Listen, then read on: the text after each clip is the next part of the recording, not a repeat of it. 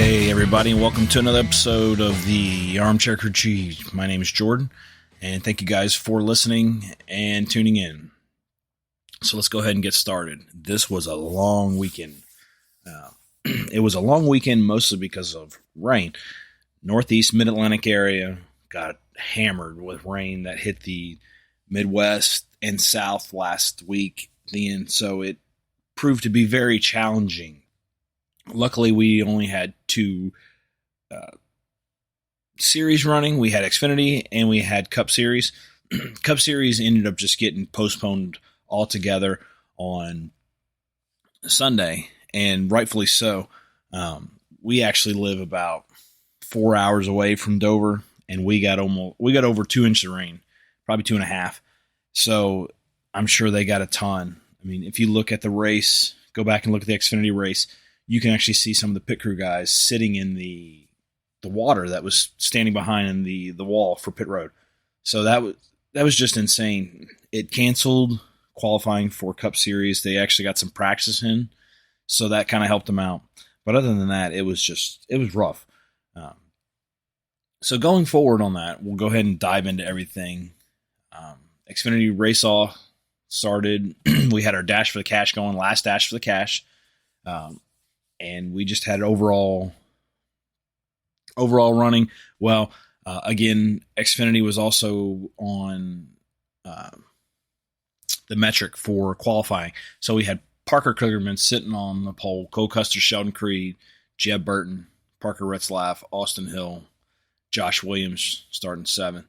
So that kind of gives you an idea what's going on. And that's kind of crazy about the whole metric system coming off of a race like Talladega, where you get the big wreck and you could be a really good car and you're starting all the way in the back.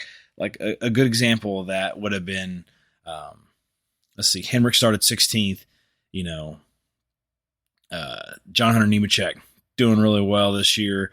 He started 22nd, Sam Mayer 24th. So it proved to be tough for some of these guys, but a lot of them overcame everything and came up. I know that Carson Hocevar was supposed to run this race for Spire, and they ended up just pulling out and withdrawing their entry because there was no qualifying, and it's smart. Why waste barely running for doing something like that? So overall, I get that. So going through the race, stage 1, stage 2 was won by Ryan Truex. John Hunter was up in the mix, Austin Hill, Sheldon Creed. It was a pretty good race to watch. The cars got away, but then they kind of came back in and caught up. They started lapping everybody, though. It was almost a Harry Gant style, going around and catching people. It was a fun race to watch, I would say. There was some wrecks. Obviously, this is Xfinity. I say obviously Xfinity, but even Cup Series had some. Close battles were there back and forth. It wasn't like it has been in the past, but Xfinity has been like one of those things where there's closer battles than if you were to go out and watch the races for Cup Series where, Kyle Larson ran away with the race. They had a couple of other guys. Kyle Busch ran away the race. So Xfinity overall, I think, has been the better product. It's got to be something with this car that we'll talk about later on and going forward that just makes Cup Series less interesting. And also you have a lot more teams going at it. And for the race, like Kaulig. Kaulig hasn't really been in the mix so much except for on road courses because AJ Allmendinger is, he's running full time, but you can almost argue he's a road course ringer. He goes out there and runs these road courses and does really well. So going around with that, Sheldon Creed, man, he had a crazy, he got loose and he saved it. And that was intense. He was going sideways in the middle of the track and nobody hit him. And it was very impressive. There was a lot of long green flag runs. The last stage was a ton of green. I don't think they ended up finishing with a green yellow towards the end. But it was nuts because just watching that. And then again, as I said before in this podcast, the Dash for Cash makes it interesting because you're not always looking at the battle for first. It gives you an opportunity to look at the rest of the race and the rest of the field and see what's going on. Like last week, we had a lot of people wreck, and Custer just came out and won it. I mean, he had almost no choice. I mean, even if he wrecked out, he would have won the race too, or won the Dash for Cash. So, in my opinion, Dash for Cash is cool. I think maybe Cup Series should do something similar to that. I know I've heard Denny Hamlin talking about on his podcast about making some kind of like a bracket challenge or something like that. I think something to spice up the racing would make it fun. It's just they're putting out a less interesting product, I'll say, on a Sunday than they are somewhere else. And hey, your driver wins, you may think different. Overall, even this weekend, I would say that it's still, it was a little bit better. It was challenging. But at the same time, overall, these smaller tracks are putting out like 1 second, 2 second, 3 second leads at the end and just running away with it. Luckily, Dover wasn't like that. Hopefully, Kansas next week won't be like that. But that's the overall vibe that I got. So going forward on that, we'll go ahead and finish off with Xfinity Race. Xfinity Race, Ryan Truex won it. He actually got his first win since 2010, and I believe this was his first win in the Xfinity Series. Because that one win in 2010 was ARCA East at Dover. I believe it was Dover. But anyway, congratulations to him. I think he's a really good driver. You put him in some good equipment like he's been in this year. He's only running 6 races, but he's contending every race unless he gets caught in a wreck or something like that. And I think he's one of these guys that deserves another chance. He got kind of booted out over at Nice Motorsports, which kind of stinks, but they had some younger talent in there and he wasn't really putting it out, So overall, I'd like to see him maybe get more races next year. He said in his interview he's pushing for that full-time job. I hope he gets it. But at the same time, I don't want him getting his full-time job when he's running for a smaller team and he doesn't have a chance to compete for a win. Because he just proved this year so far, running here at Dover when he won, running at Talladega, he was up there. And then a few of these other races that he was running, he did good. He did really well. And it's kind of like one of those things, like I argue with Corey LaJoie. If you put Corey LaJoie in a decent equipment, he would go up there, and I think he would compete a lot. I don't know the right word is, but he would compete a lot better for a champion, not championship, but a race wins. Right now he's running Spire. Spire's one of these middle road teams, and he's improved his overall finishes from last year and the year before by running in the top 10, top 15s, but then he finishes, between 10 and 20, which is really good for him and his team. And, if you're a first-time fan or if you guys know people that are like NASCAR stupid and why you always watching it's the same guys run, yeah, that kind of stinks to an extent. But then you also got to think about it. Tell these guys, you have people like a Ryan Truex, BJ McLeod's supposed to be one of these guys. He's kind of struggling and lagging back. But the 77, Ty Dillon, Eric Jones competes for wins, but I would say a Ty Dillon, a Gragson, somebody like that, they're looking for that purse win to keep running forward. So, yeah, they want the win, but at the same time, they're going to fight like crazy to get that, top 15 finish because their purse money is bigger. And overall, I like watching that, especially when you go to the track, you can sit there and watch the battles. They don't put them a lot on TV, or when they put them a lot on TV, you want to watch the battle up front. So overall, I think that makes it more interesting. If you tell people, hey, or if people tell you NASCAR's dumb and so on, I would say, hey, try to go to a race.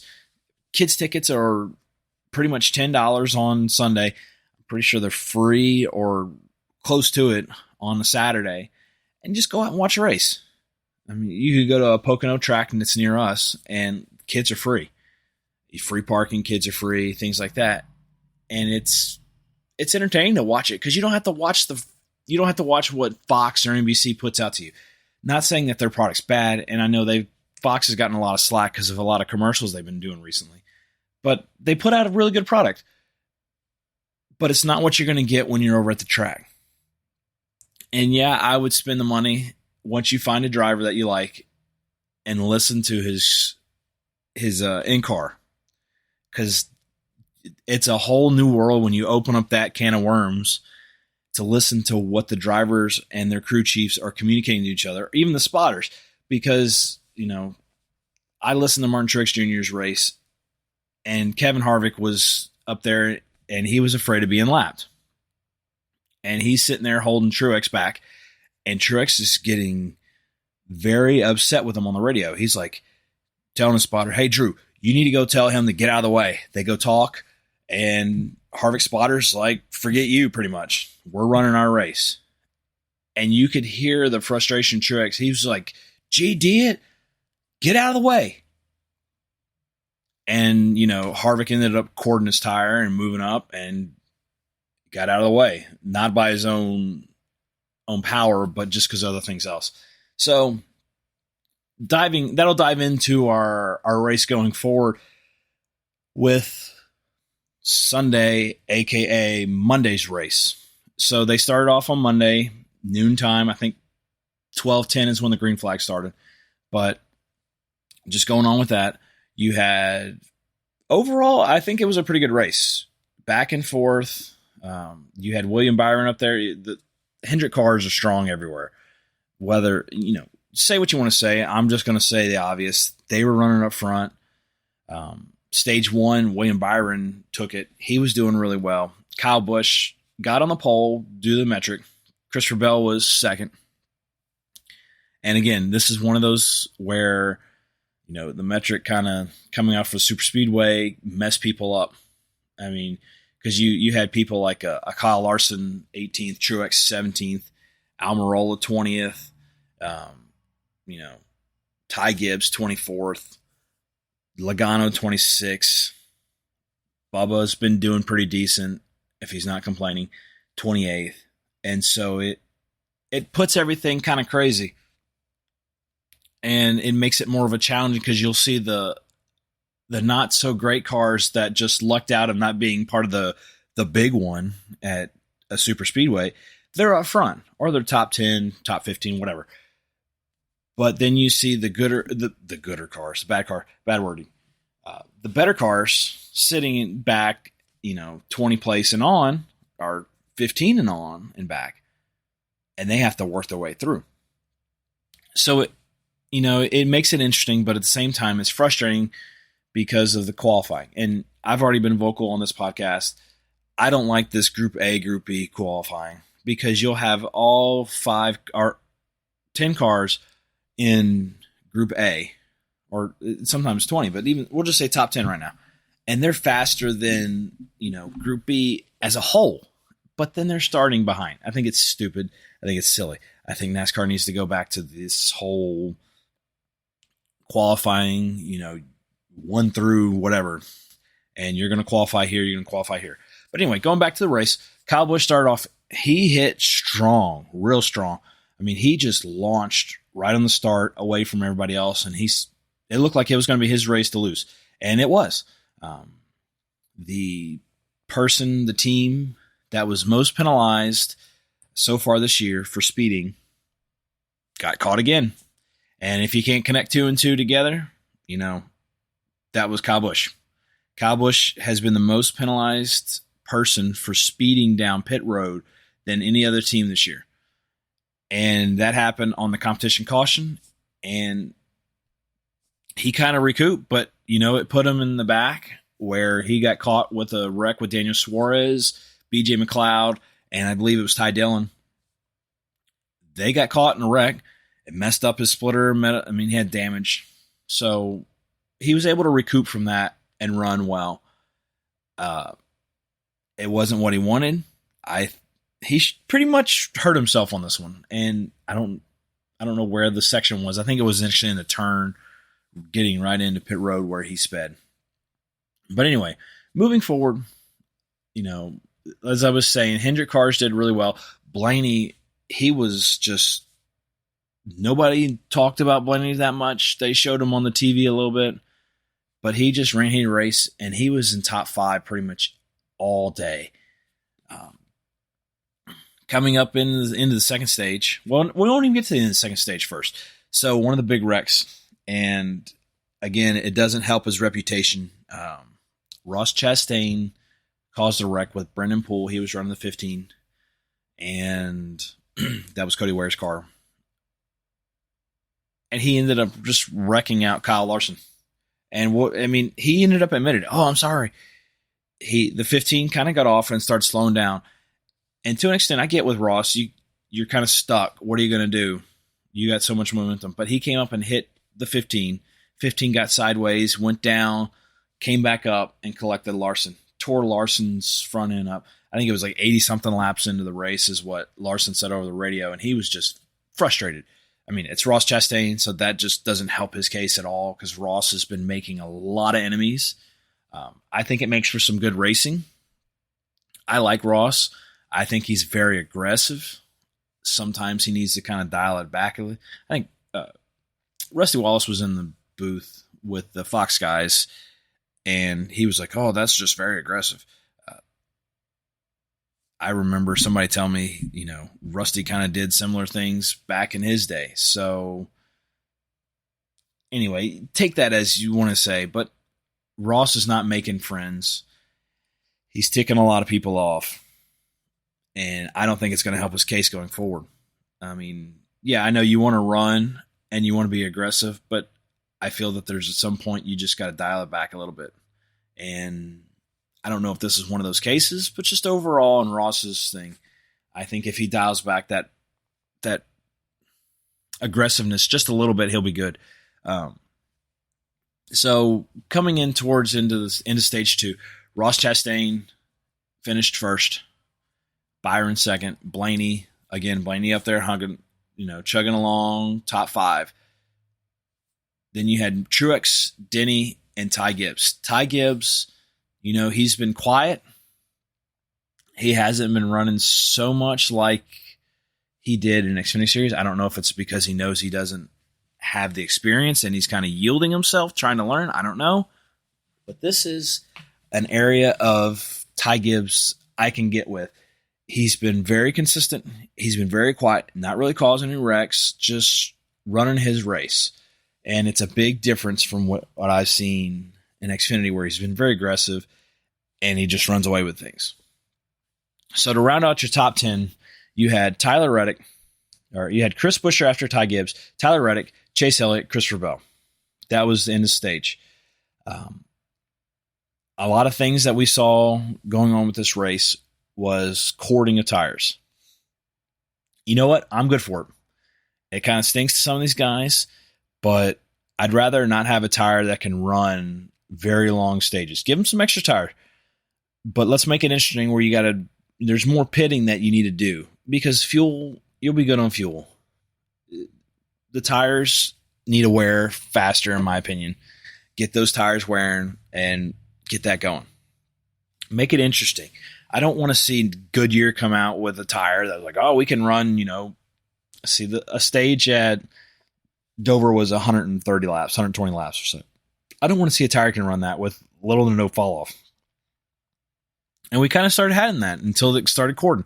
Bubba Wallace had a tire cord. We mentioned earlier, Kevin Harvick had a tire cord in Pomo. Some of these guys just had corded tires and they were going, and some of these guys didn't. It deals with the racing strategy, your driver, how they handle the car, how they drive the car. It's just like you in your car going to work. If you're hard on the brakes a lot or ride your brakes, you got that left foot on the brake because you think it's a clutch, and you wear your brake pads down. It's kind of that same idea, and that's why you set the cars up to the way your driver is. So anyway, Josh Berry did really well. I'd have to say that was good. Everything kind of, after that lap 80 or so wreck, everything kind of revolved around Chastain. Chastain became almost pretty much public enemy number 1. You got a lot of Larson fans out there that don't like him. Denny fans don't like him from last year and so on. Denny came up and ran a pretty decent race until the third stage. Third stage kind of got him, and that kind of made it interesting. So just moving forward, everything was, you had some good battles. Whoever was leading the race would go out and take, half-second lead, depending on if they got in the traffic. Traffic would make the lead longer. But second place and third place was always able to catch the lead up to a certain point. And then they just didn't have anything, whether, they just couldn't find that groove or anything like that. And you got to think, were you running a green track? Normally these guys don't have this green of a track because they're running the day after Xfinity race or the day after trucks or the day after both of them. And you don't have rain falling on the track to clean off the rubber. So I think that's kind of what helped Kyle Busch at the beginning, because a lot of with these tracks, you got the low end that comes in, but then the middle lane and the high lane started coming in. That's what happens when you build rubber. But anyway, one thing that kind of stuck out to me is listening to Truex radio. And they even played this on the TV. He's sitting there complaining because he's stuck behind these guys, which he ended up passing, I think, in a second or so. It was pretty quick that he passed these guys once he got around them. And this was towards the end of stage 2. He's just sitting there complaining.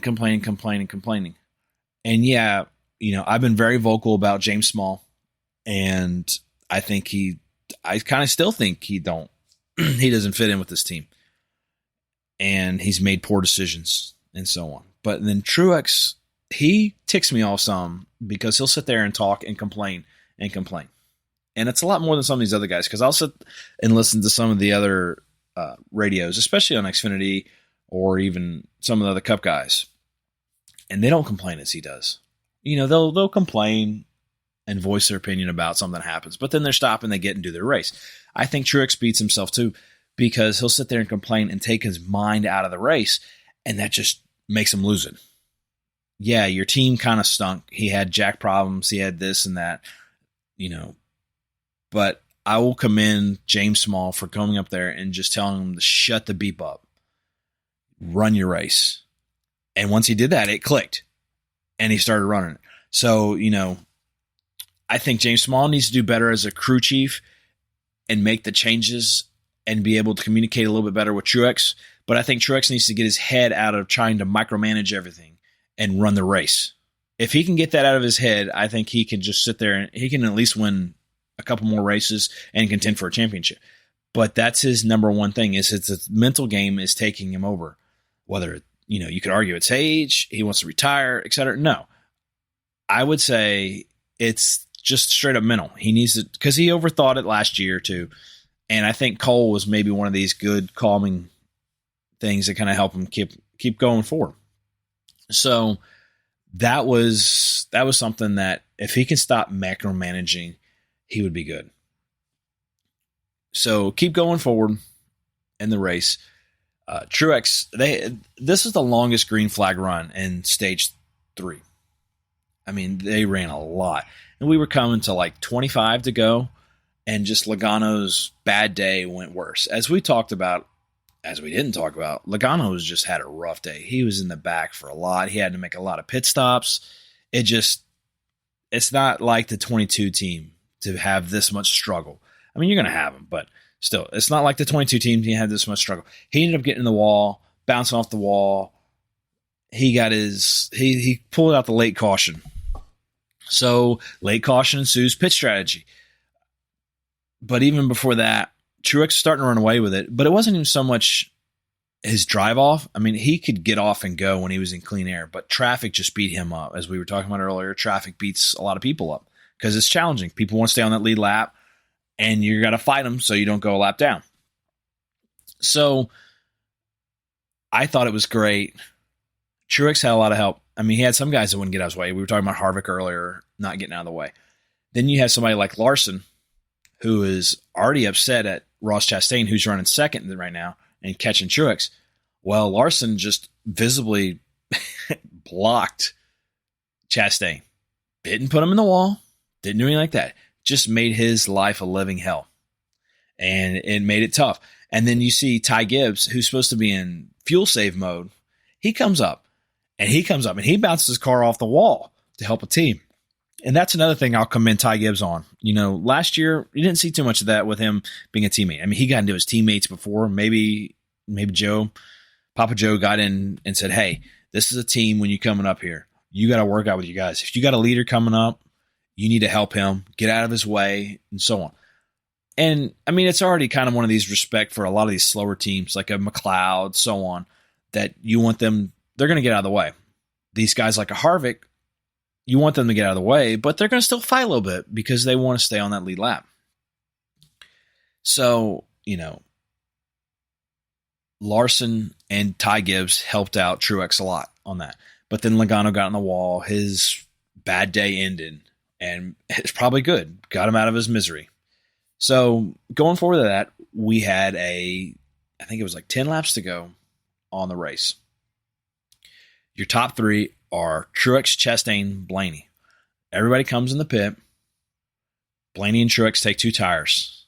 So Truex 1, Blaney 2, then Ross on 4 tires. He was up there too. I can't remember where he started. I think he was 4th.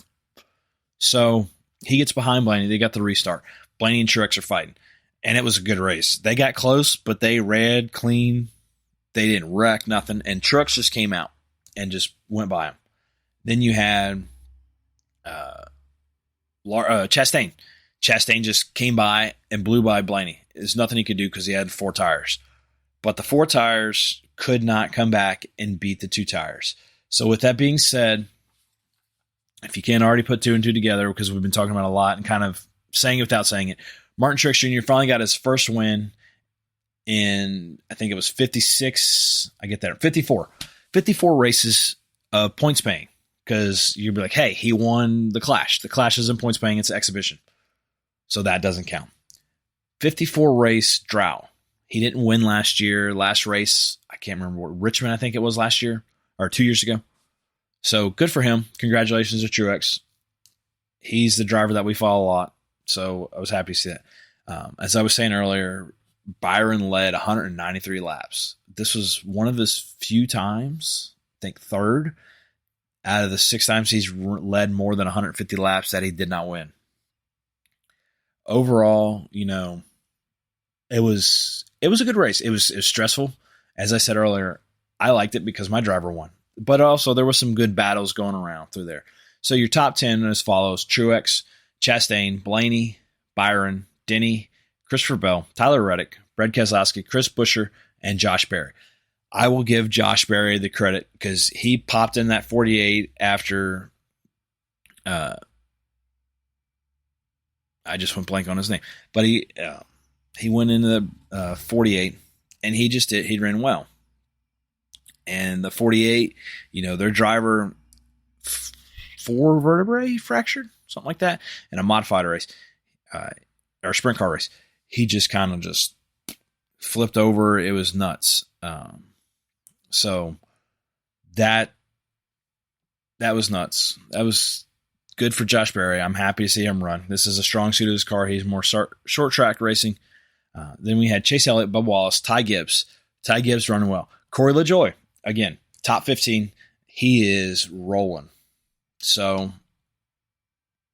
it was nuts. It was a good race. I'm happy for Corey. Corey is doing awesome. I'm excited to see how he's running. Again, everybody's like, oh, he's not running top 5, top 10, whatever. Go back to what I said earlier. He's running his own race. He's, as his podcast says, stacking pennies. I mean, he's almost up to nickels now and dimes. So he's doing good. Anyway, so, Truex comes out. This was a family sweep. His brother Ryan, little brother Ryan, won the Xfinity races we were talking about on Saturday. And then Martin won it on Monday. I think they said that was the first time since the early 90s that they had a brother sweep, family sweep, because the Wallaces did it back in the early 90s where they, the one Wallace that was running in Xfinity, he ended up going and winning his first race, just like Ryan. And then you had the other Wallace, just like Martin, come in and win. So, and it was Alex Bowman. Sorry, I can't believe I was drawing a blank on that. So anyway, that was Dover. It was crazy. It was fun. It was interesting. I think it was one of the better Cup races this year. But with that being said, we'll see what happens. We got Kansas coming up, and we'll see how everything kind of plays out with that. So moving forward, our playoff point ranks, we have Ross, Larson, Kyle Busch, Tyler Reddick, Truex bumped up from I think he was 11th and 12th up to 7th now, 6th. Byron, Harvick, Logano, Blaney, Stenhouse, Hamlin, Keselowski, Buescher, Briscoe, and Suarez. And then you have on the outside looking in Ty Gibbs and Austin Cindric. Austin Cindric to me hasn't been running. He's been very quiet. He's running a lot of the back of the pack. It's been lackluster in my opinion. Hopefully he can turn it around, do something good. Corey LaJoie's up there. He's running 21st right now. So he's not that far away. Bubba Wallace, Michael McDowell, they're up there, and they're rounding out that top 21. So our race winners are, you have Larson and Busch with both 2 wins. You have Reddick, Truex, Byron. Byron got multiple wins. What am I saying? Anyway, you have 2 winners: Larson, Busch, Byron. Then you have Bell, Reddick, Truex, Logano, and Ricky Stenhouse. So those guys have just about punched their ticket to the playoffs, unless we have 17 winners, and then it's going to fight for that. But anyway, so we have that going on, and we'll see what happens. I as I said earlier, Dover was one of the best races that I've seen this year. It was fun. It was interesting. It's one of those races that you sit there and you get because of how everything is. And it's on a Monday. It's tough. Some people can't watch it and so on. But anyway, so moving forward this week, we have Kansas. We're going to have Saturday at 8 Eastern, 8 p.m. Eastern. We're going to have the truck race at Kansas Speedway. And then we're going to move forward, and then we're going to have the Cup race on Sunday. Sunday starts about 3 o'clock, so green flag's probably going to be out 3:30. And then our Xfinity takes a break. They'll pick back up at Darlington. Next week on this podcast, we'll kind of discuss some of the Darlington throwbacks. William Byron's got a pretty cool one. Josh Berry in that 8 car for Xfinity's got a pretty cool one. Carson Hocevar. He's got UPS back on his car. This is the first time UPS has been on a car for 15 years, I think I saw. So we got a lot to coming up. We have our throwback race. We got Kansas in between, and then we're going to keep rolling. And it's going to be wild. It's going to be fun. We're kind of getting into the groove of everything with the racing. We're 1, 2, 3 months in, and we got our first, I'm going to argue, Dover was supposed to be April. So we're starting off, we got Kansas, Darlington, and then we hit our All-Star. All-Star is going to be crazy, North Wilkesboro. So, that's one of those things. I would love to be there, but I'm not going to be there, and we'll see what happens. So we'll be following that, and then we'll end off May at Charlotte. That's one of my favorite races, Coke 600. We'll go forward. So we got a lot to talk about, cover, everything like that. Hey, if you guys like this podcast, please feel free to like, share, and just tell everybody about it. Listen about it, watch it, put some stuff in the comments. Just help me out. If you guys want to hear about something, talk about something, let me know, and I'll do my best to include it in. But again, I appreciate you guys for listening, and I hope you guys have a great week, and we'll see you next time. Enjoy the next few days.